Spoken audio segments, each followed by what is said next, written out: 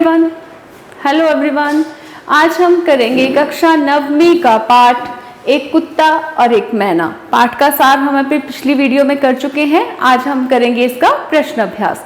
तो हमारा पहला प्रश्न है, गुरुदेव ने शांति निकेतन को छोड़कर कहीं और रहने का मन क्यों बनाया? तो गुरुदेव का स्वास्थ्य ठीक नहीं रहता था। वे कुछ दिन एकांत में विश्राम करके स्वास्थ्य लाभ लेना चाहते थे, इसलिए गुरुदेव ने शांति निकेतन को छोड़कर कहीं और रहने का मन बनाया और वे श्री निकेतन चले गए। अब इसमें गुरुदेव जो थे, तो गुरुदेव जी का स्वास्थ्य सही नहीं था। वो कुछ समय बिल्कुल अकेले रहना चाहते थे और एकांत में रहना चाहते थे। ठीक है, वो अपने स्वास्थ्य को सही करना चाहते थे, इसलिए उन्होंने शांति निकेतन को छोड़कर श्री निकेतन में रहने का मन बनाया। हमारा अगला प्रश्न है, मूक प्राणी भी मनुष्य से कम संवेदनशील नहीं होते। पाठ के आधार पर स्पष्ट कीजिए। जो मूक प्राणी होते हैं वो भी मनुष्य से कम संवेदनशील नहीं होते। ये पाठ में हमने पढ़ा था किस प्रकार से कुत्ता और मैना जो थी वो गुरुदेव जी के साथ अच्छा महसूस करते थे। जब गुरुदेव ने उस कुत्ते की पीठ पर प्यार से हाथ लगाया था तो किस तरह से कुत्ता जो था वो आनंदित हो रहा था। तो मूक प्राणी जो है, मूक प्राणी भी मनुष्य से कम संवेदनशील नहीं होते। पाठ के आधार पर हम निम्नलिखित बिंदुओं से ये कथन स्पष्ट होता है। गुरुदेव से मिलकर उस कुत्ते को जो आनंद की अनुभूति हुई थी वह देखने लायक थी। किसी ने उस बेजुबान जानवर को रास्ता नहीं दिखाया था और ना ही बताया था कि उसके स्नेहदाता उससे 2 मील दूर रहते हैं। फिर भी वह गुरुदेव के पास पहुंच गया था। अब गुरुदेव जी से मिलकर, जब गुरुदेव उस कुत्ते के साथ कितना प्यार से समय बिताते थे, जब उसकी पीठ पर वो हाथ से प्यार से हाथ लगाते थे, उसको सहलाते थे, तो वो कितना खुश खुद को महसूस करता था। तो ये बात जो है वो देखने लायक थी। किसी ने उस बेजुबान जानवर को, वो बोल नहीं सकता, मूक प्राणी है वो, तो किसी ने भी उस बेजुबान जानवर को रास्ता नहीं दिखाया था और ना ही उसे बताया था कि उसके जो स्नेहदाता है, मतलब स्नेह होता है प्रेम, जो उसको प्रेम करते हैं वो 2 मील दूर रहते हैं। फिर भी वह गुरुदेव के पास पहुंच गया था।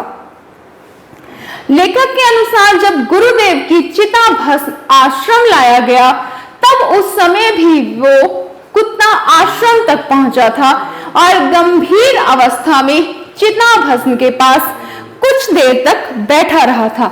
अब लेखक के अनुसार है कि जब गुरुदेव जी का जो चिता भस्म था उसको आश्रम लाया गया था, तब भी वो कुत्ता जो था वो आश्रम तक पहुंच गया था और वहां पे गंभीर अवस्था में उस चिता भस्म के पास कुछ देर तक बैठा रहा था।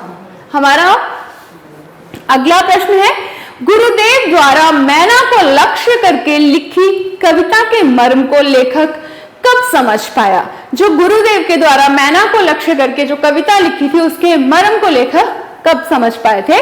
तो जब गुरुदेव की बात पर लेखक ने ध्यान पूर्वक मैना को देखा।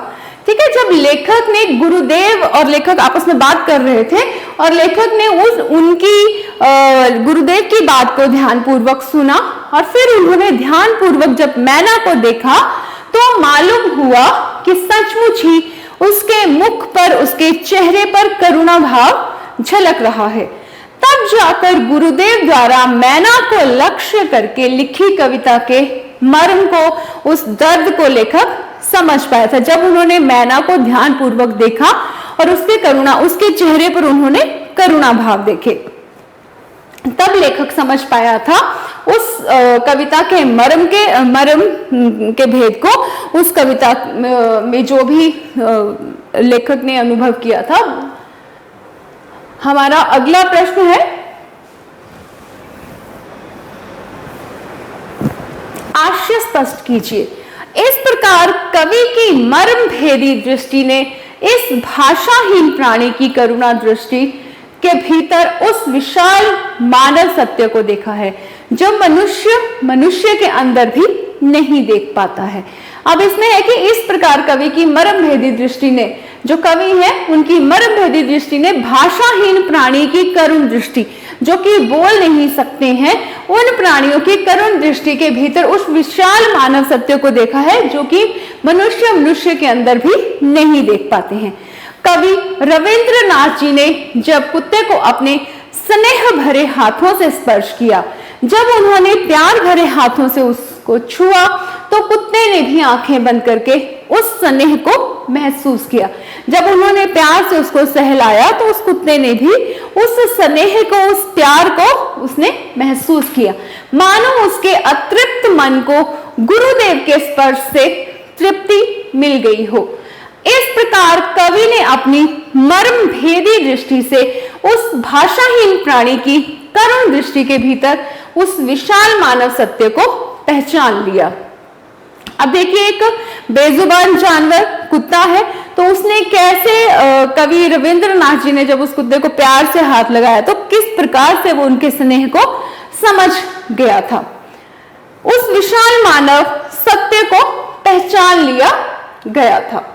वो आज मानव जो है वो अपने स्वयं के जीवन में इतना व्यस्त हो गया है, आज का जो मानव है वो खुद के जीवन में इतना व्यस्त हो गया है कि वह एक दूसरे की भावनाओं को समझने में असफल है। वे एक दूसरे की भावनाओं को बिल्कुल नहीं समझ पाते हैं, जबकि कवि रविंद्रनाथ जी ने एक मूक पशु की आंतरिक भावनाओं का महसूस करने में वो सफल हो गए थे।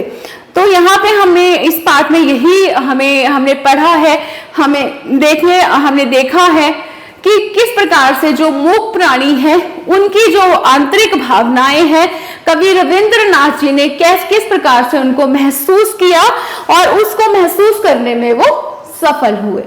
धन्यवाद।